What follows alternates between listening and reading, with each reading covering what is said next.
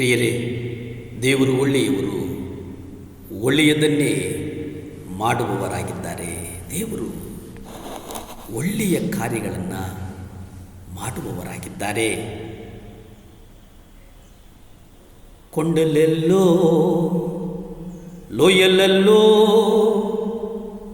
అడవులెల్లో, ఎడారులెల్లో నన్ను గమనించి నవా, నన్ను రక్షించినావా. యేసయ్యా, యేసయ్యా, యేసయ్యా, యేసయ్యా, ನೀನೇ ನೀನೇ ನನ್ನ ಒಡೆಯ ನನ್ಯ, ನೀನೇ ನೀನೇ ನನ್ನ ರಾಜನಯ್ಯ. యేసయ్య, యేసయ్య, యేసయ్య.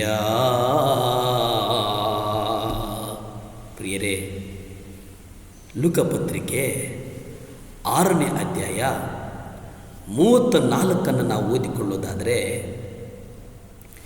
ಯಾರಿಂದ ತಿರುಗಿ ಪಡ್ಕೊಳ್ಳಬೇಕೆಂದು ನಿರೀಕ್ಷಿಸುತ್ತೀರೋ ಅಂಥವರಿಗೆ ಸಾಲ ಕೊಟ್ಟರೆ ನಿಮಗೇನು ಹೊಗಳಿಕೆ ಬಂದಿತ್ತು?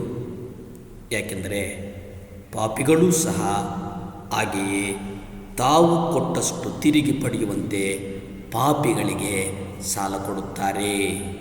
ಇದು ಕೆಲವು ವಾಕ್ಯಗಳು ನಮಗೆ ಒಂದು ವ್ಯತ್ಯಾಸವಾಗಿ ಕಾಣಿಸ್ತವೆ.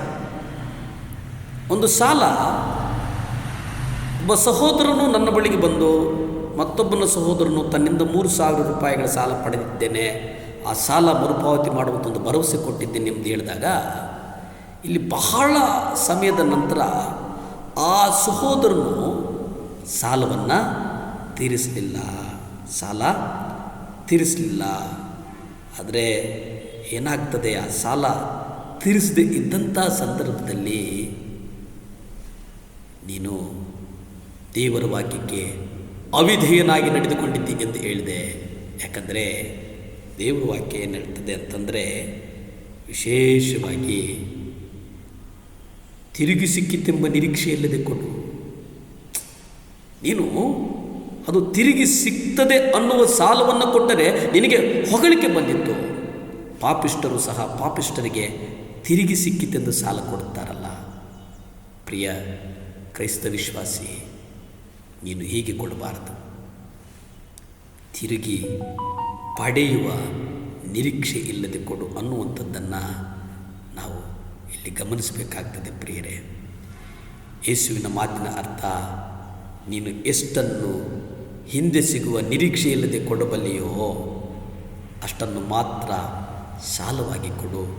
ಹಾಗಾಗಿ ವಿಶೇಷವಾಗಿ ನೀವು ನಿರೀಕ್ಷೆ ಹಿಡಿದುಕೊಟ್ಟಾಗ ಕರ್ತನು ನಿಮಗೆ ಉಡುಗೊರೆಯಾಗಿ ಕೊಡುತ್ತಾನೆ ಅನ್ನುವಂಥದ್ದನ್ನು ನೀವು ಅರ್ಥ ಮಾಡಿಕೊಳ್ಳಬೇಕಾಗ್ತದೆ. ಪ್ರಿಯರೇ,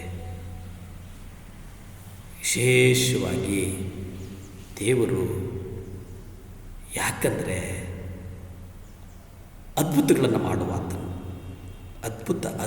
ಅದ್ಭುತ ಮಾಡುತ್ತಾನೆ. ಯೇಸು ವಿಶೇಷವಾಗಿ ನಮ್ಮನ್ನು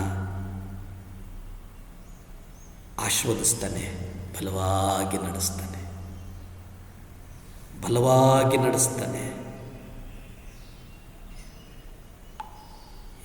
ಯಾಕೆ ಬಲವಾಗಿ ನಡೆಸ್ತಾನೆ ಅಂತಂದರೆ, ಈ ವಾಕ್ಯ ಹೇಳುವಾಗ ಒಬ್ಬ ತಾಯಿ, ಅಯ್ಯ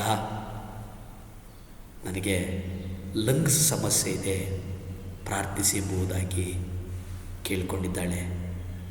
ಯಾರ್ಯಾರಿಗೆ ಲಂಗ್ಸ್ ಸಮಸ್ಯೆ ಇದೆಯೋ ಅವ್ರಿಗಾಗಿ ಪ್ರಾರ್ಥಿಸೋಣ. ಯಾಕೆಂದರೆ ದೇವರು ಬಹಳ ಒಳ್ಳೆಯವರು. ನಿಮ್ಮ ಅಗತ್ಯಗಳು ಆತನಿಗೆ ಅರಿತಿದೆ. ನಿಮ್ಮ ಅನಾರೋಗ್ಯದ ಕಟ್ಟುಗಳನ್ನು ಕರ್ತನ ಬಿಡಿಸ್ತಾನೆ. ಪ್ರಾರ್ಥಿಸಿಕೊಳ್ಳೋಣ. ಭೂಮಿ ಆಕಾಶಗಳನ್ನು ಉಂಟು ಮಾಡಿದಂಥ ಸರ್ವಶಕ್ತನಾದಂಥ ದೇವರೇ ಸ್ತೋತ್ರಪ್ಪ. ಯೇಸುವೇ, ನಿಮ್ಮ ರಕ್ತ ಚೆಲ್ಲಲ್ಪಡಿ. ದೇವರೇ, ಯಾವ ಮಗು ಲಂಗ್ಸ್ ಸಮಸ್ಯೆಯಲ್ಲಿದೆಯೋ ಆ ಮಗು ಒಬ್ಬಳೇ ಅಲ್ಲ ಸರ್, ಯಾರ್ಯಾರು ದೇವರೇ ಲಂಗ್ಸ್ ಸಮಸ್ಯೆ ಇದ್ದಾರೋ ಯೇಸು ಕ್ರಿಸ್ತನ ಅಧಿಕಾರದ ನಾಮದಲ್ಲಿ ಬಿಡುಗಡೆ, ಸೌಖ್ಯ, ಸುಖ ಯೇಸುವಿನ ನಾಮದಲ್ಲಿ ಬೇಡ್ತೇನೆ ಪರಮ ತಂದೆಯೇ. ಆಮೆನ್. ಹಲ್ಲೆಲೂಯಾ.